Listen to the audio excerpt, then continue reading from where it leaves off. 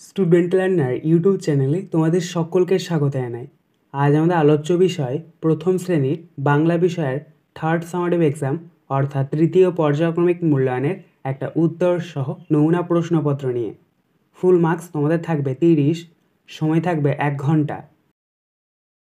সরাসরি স্ক্রিনে তোমরা উত্তর সহ নমুনা প্রশ্নপত্রটা দেখতে পাচ্ছ। 1. সঠিক উত্তরটির মাথায় টিক চিহ্ন দাও।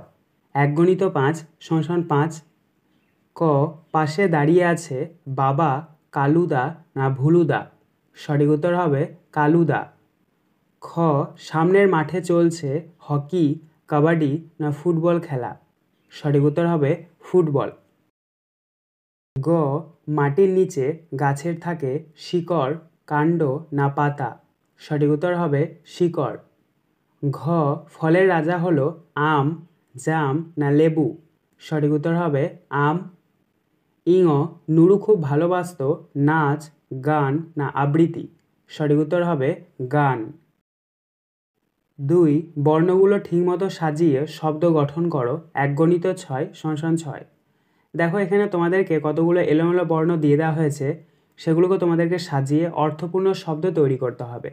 প্রথম রয়েছে ক, আ গ র দন্তস্ব। এই বর্ণগুলিকে যদি আমরা সঠিকভাবে সাজাই তাহলে পাবো আজগর। খ. মূর্ধন্য হ রয় হস্যই। এই বর্ণগুলিকে যদি আমরা সঠিকভাবে সাজাই তাহলে পাবো হরিণ। গ. বয় হস্যই ল ডাইবিন ডয়াকার। এই বর্ণগুলিকে যদি আমরা সঠিকভাবে সাজাই তাহলে পাবো বিড়াল। ঘ. প লয়াকার গয়ৌকার। এই বর্ণগুলিকে যদি আমরা সঠিকভাবে সাজাই তাহলে পাবো গোপাল। ইঙ. বর্গীয় জ ঢয়াকার ল কয়াকার। এই বর্ণগুলিকে যদি আমরা সঠিকভাবে সাজাই তাহলে পাবো জল ঢাকা। চ. তয়ৌকার দন্তস্বয়াকার র। এই বর্ণগুলিকে যদি আমরা সঠিকভাবে সাজাই তাহলে পাবো তোরসা। 3. প্রশ্নগুলির এক কথায় উত্তর লেখো। 1 × 7 = 7। ক. কে হাটে যায়? উত্তর দাদা। খ. কে ঢাকা থেকে আজ এলো? উত্তর আশা দাদা। গ. কার 3 দিন কাশি? উত্তর রানী দিদির। ঘ. কে শালমুড়ি দিয়ে শুয়ে আছে? উত্তর গুপি। ইঙ. কে খাতা হাতে যায়? উত্তর মামা। চ. জাতীয় পশুর নাম কি? উত্তর বাঘ। ছ. কত বছর পর নুরু ঘরে ফিরে এলেন?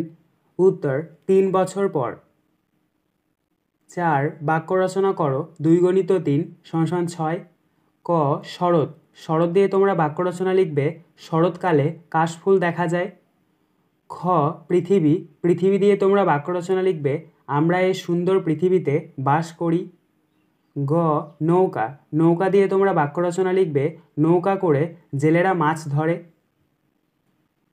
5. পাখিদের খুঁজে বের করে লেখো। 1 × 6 = 6। দেখো এখানে তোমাদেরকে একটা ছক দিয়ে দেওয়া হয়েছে। এই ছকের মধ্যে কতগুলো অক্ষর রয়েছে, সেগুলোর মধ্যে তোমাদেরকে পাখির নামগুলো খুঁজতে হবে। তো তোমরা কীভাবে খুঁজবে? ভালো করে দেখে নাও, যে যে অক্ষরগুলো রয়েছে সেগুলোকে সাজিয়ে তোমাদেরকে কী করতে হবে? পাখির নাম খুঁজতে হবে। পাশে দেখো ক, খ, গ, ঘ, ইঙ, চ কতগুলো ড্যাশ পূরণ রয়েছে, সেগুলোতে তোমাদেরকে পাখির নামগুলো লিখতে হবে। তাহলে দেখো প্রথমটা যদি আমরা দেখি ম অন্তে স্তয় দীর্ঘ র, ময়ূর, এটা একটা পাখির নাম। তাহলে এটা আমরা প্রথমটাতে লিখব ম অন্তে স্তয় দীর্ঘ র ময়ূর। তারপরটা দেখো নিচের দিক থেকে ম অন্তস্থ দন্ত নয়াকার ময়না, এটাও একটা পাখির নাম। এটা আমরা দ্বিতীয় শূন্যস্থানে লিখব। পাশাপাশিটা দেখো পয়ে চন্দ্রবিন্দু একা চয়াকার পেঁচা, এটাও একটা পাখির নাম। এটা আমরা তৃতীয় শূন্যস্থানে লিখব। এবং ওপরটা দেখো ময়ূরের পর তালবর সয়াকার লয় হস্যই ক শালিক, এটাও একটা পাখির নাম। এটা আমরা চতুর্থ শূন্যস্থানে লিখব। তার ঠিক নিচে দেখো ফয় হস্যই ইঙ একের ফিঙে, এটাও একটা পাখির নাম। তো এটা আমরা পঞ্চম শূন্যস্থানে লিখব। এবং সবশেষে দেখো নিচের দিক করে কয়কার কয় হস্যই ল কোকিল, এটাও একটা পাখির নাম। এটা আমরা ষষ্ঠ শূন্যস্থানে বসাবো।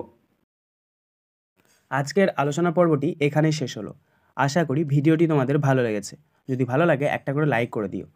সবশেষে তোমাদের কাছে একটাই অনুরোধ, যারা এখনও পর্যন্ত আমাদের চ্যানেলটিকে সাবস্ক্রাইব করে উঠতে পারোনি তারা চ্যানেলটিকে সাবস্ক্রাইব করে পাশে থাকা নোটিফিকেশন বেলকে অল প্রেস করে নিও এই ধরনের নতুন নতুন ভিডিও পাওয়ার জন্য। ধন্যবাদ।